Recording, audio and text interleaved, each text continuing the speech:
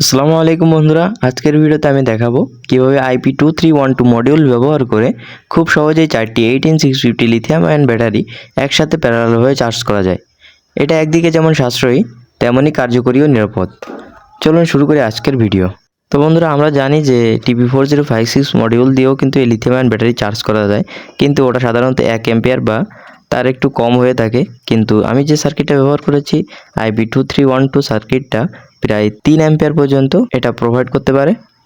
তো বন্ধুরা, কথা বলতে বলতে আমরা আমাদের ব্যাটারি হোল্ডার বা ক্যাসিং যেগুলো বলে সেই দুটো আমরা সুপার গ্লুর মাধ্যমে খুব সুন্দরভাবে লাগিয়ে নিয়েছি এবং আমার হাতে দেখতে পাচ্ছ IP2312 এই সেই মডিউলটা।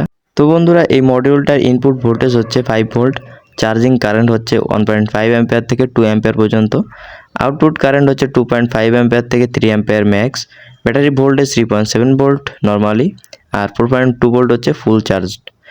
আমাদের মোট 4টা ব্যাটারিতে মোট 8800 mAh ব্যাটারি ক্যাপাসিটি। এটাতে রয়েছে ওভারচার্জ, ওভারহিট এবং শর্ট সার্কিট প্রোটেকশন। আর আমাদের এই 4টা ব্যাটারি চার্জ করার জন্য এটার সময় লাগবে 6 থেকে 7 ঘন্টা। আমাদের এই মডিউলে কিন্তু ব্যাটারির পজিটিভ এবং নেগেটিভ লাইনগুলো খুব সুস্পষ্টভাবে দেওয়া আছে, তোমরা এটার মাধ্যমে বুঝে নিতে পারবে। এবার আমরা করেছি কি দেখো, আমাদের যে হোল্ডার ব্যাটারি ক্যাসিংটা আছে সেই ব্যাটারি ক্যাসিং থেকে দুইটা তার পজিটিভ এবং নেগেটিভ প্যারালাল করে সব এক সাইডের একটা পজিটিভ এবং এক সাইডে একটা নেগেটিভ লাইন বের করে নিয়েছি। এই দুইটা তার কিন্তু আমাদের যে IP2312 সার্কিট আছে সেটার পজিটিভ এবং নেগেটিভ লাইনে যাবে।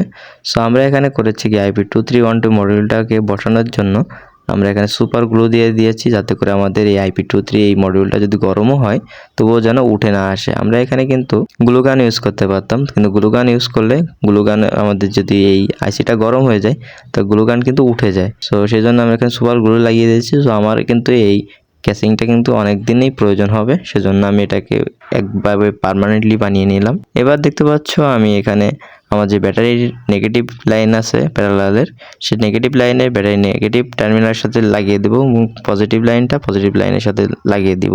এই সময় খেয়াল রাখতে হবে, তুমি যখন ব্যাটারি যখন ক্যাসিংয়ে হোল্ডার ঢুকোবে তখন কিন্তু ভুলেও ব্যাটারি পজিটিভ বা নেগেটিভ উল্টো বসানো যাবে না। এটা ব্যাক যে চার্জটা আসবে সেই ব্যাক চার্জটার কোনো প্রোটেকশন নেই, সেজন্য তোমার সার্কিটটা সাথে সাথেই নষ্ট হয়ে যাবে। সো সেদিকে তোমরা খেয়াল রাখবে। আমি একে 4টি ব্যাটারি কিন্তু এখানে অ্যাসেম্বল করে দিচ্ছি।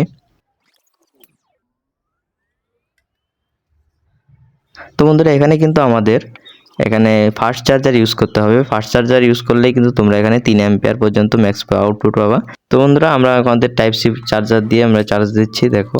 সো আমি এখানে মাঝে মাঝে চেক করতেছিলাম হাত দিয়ে যে আমাদের এই আইসিটা গরম হচ্ছে কিনা। হ্যাঁ হয়, অল্প অল্প গরম হয়, 30 থেকে 35 বা 40, তার বেশি ওঠে না, আমি মেপে দেখেছি। সো এবার দেখতে পাচ্ছ আমি এখানে অ্যাম্পিয়ার ভোল্টেজ পরিমাপ করার জন্য আমাদের যে ফাস্ট চার্জার যে আছে পাওয়ার ব্যাংক আছে সেটাই দেখাচ্ছে। আমাদের এখানে কিন্তু অ্যাম্পিয়ার বা কারেন্ট দেখায়। সো দেখতে পাচ্ছি এখানে 2.6 অ্যাম্পিয়ারে আমাদের এই ব্যাটারিটা চার্জ হচ্ছে। এটা কিন্তু খুবই ফাস্ট চার্জিং চার্জ হচ্ছে।